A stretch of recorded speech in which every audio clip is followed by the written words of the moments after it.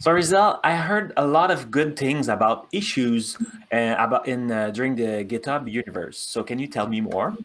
Yeah, we have a lot of exciting stuff. I want to show you about the new task list, our new project board, and also our new issue templating. So first, I'll start off with like how task lists can help you to create even more issues.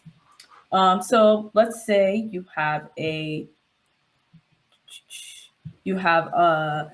open source project, or you're just working on a project and someone says, okay, we need to do this, we need to like redesign the website,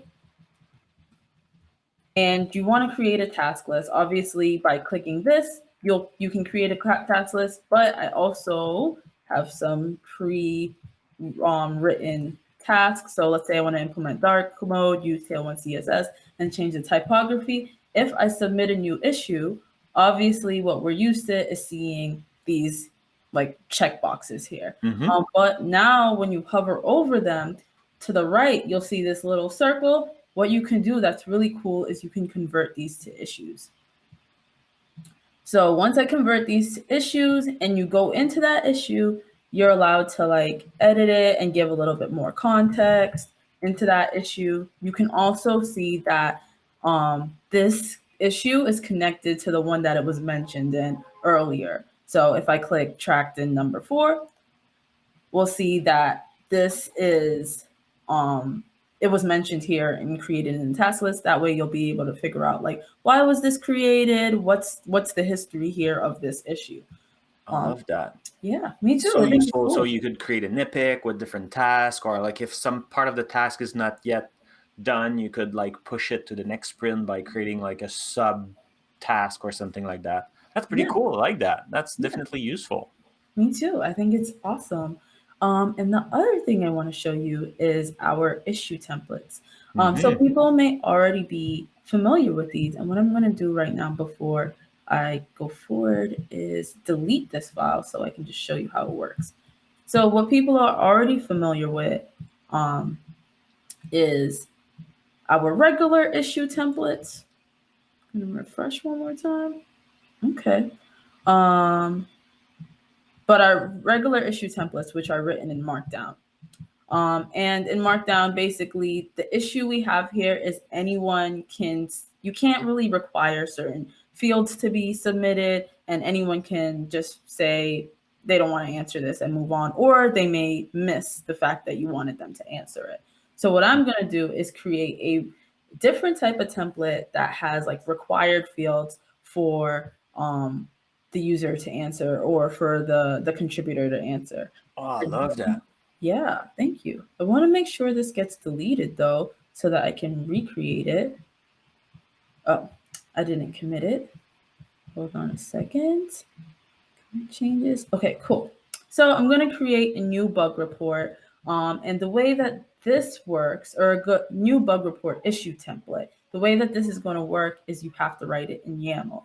If you're not too familiar with YAML yet, or you're not sure you'll get the indentation right, in GitHub's documentation, we actually have an example right here in this Oh, tab. perfect. To get started. To get started, exactly. Like you can go ahead and edit it how you want, but I'm going to copy the code here, and then I'm going to go ahead and paste it in, and I'm going to name this bug report.yaml. And as we can see, you can specify a couple of things in the YAML, where you can specify like the type of labels that you want to be on it. You can specify what type of fields you want it to be, whether it's markdown, whether it's a text area, a drop down, or a checkbox. Okay, So so I'm going that YAML file is really different. It's a definition of a form where I will enforce some type of interactivity, saying, okay, this field is required. Here you need to specify through a list your drop down, like the version of whatever you're using and stuff like that. So like people know what I'm expecting from them. Exactly.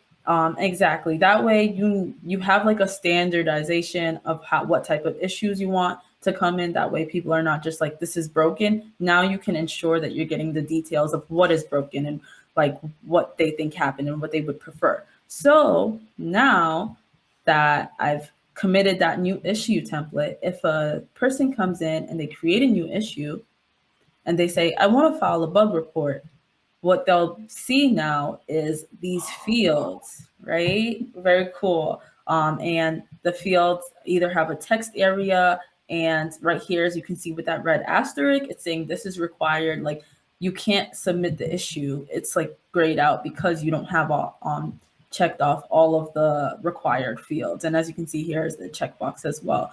So it just makes sure that like the issues that are coming in are standardized, you can work with them, and it's more clear to the person that's submitting the issues. Yeah, way more productive, because then like you can start working right away, like no information is missing.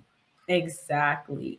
Oh, And that's the cool. last thing I want to show you is the new project board that we have. So everyone should probably be familiar with our previous project board where you can, it's just a Kanban style where you Yep. can to do in progress or done. Now, if you go to your profile and you'll see that you have the option to do the beta new project or the regular new project. I'm gonna pick the beta one so you can see what it looks like. And here you're met with like this little table, and you can add specific issues from your repository. So I know we just made one in the repo that I had called deploy with actions. And one of the issues we had was like use Tailwind CSS, which is really cool, right? Like I can put redesign website and all that in here. You can choose the assignees. I'm the only one in this. You can choose the status, if it's in progress or not, and you can actually add custom fields. You can say like maybe the date it's due and change it to a date field. It's very cool. You can even like group it or sort it by the status. Or group it by the status as well. So it allows for a lot of flexibility, and I think it's going to be a really big game changer. I know a lot of people use GitHub to do pull requests, but they're using different platforms for issues. I think now you can do it all in one right here. Yeah, I love it, and I definitely I will go change a few version using the latest beta to try that, because I'm a big user of all those things. Well, thank you, and now let's go join the chat to see their questions. Okay.